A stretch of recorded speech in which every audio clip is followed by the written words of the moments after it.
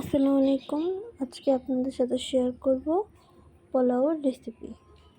তো এখানে আমি একটা পাতিলের মধ্যে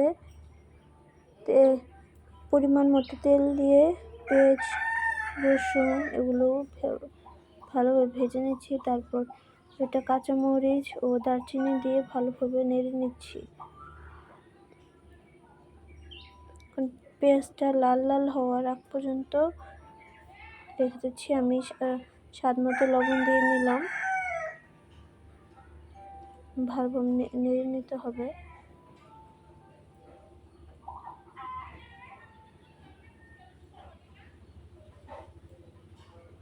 এখন পোলাও চাল ধুয়ে রাখা পোলাও চালগুলো দিয়ে দিচ্ছি।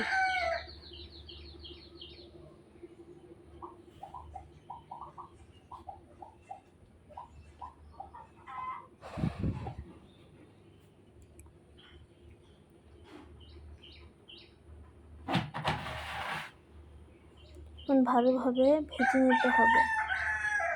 চালটা যত ভাজা হবে ততই ভাতটা ঝরঝরে হবে।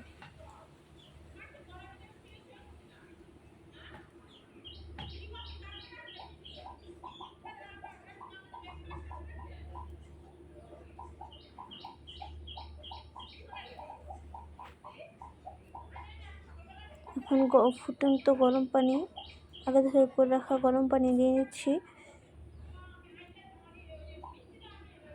পরিমাণ মতো। বেশি হলে চালটা নরম হয়ে যাবে, আর কম হলে আবার চালটা ফুটবে না। পরিমাণ মতো দিতে হবে। আমি আমার পরিমাণ মতো দিয়ে নিচ্ছি। এখন ভালোভাবে নেড়ে আশেপাশে চালগুলো ভালোভাবে লাগিয়ে নিতে হবে। বলক আসা পর্যন্ত রেখে দিতে হবে।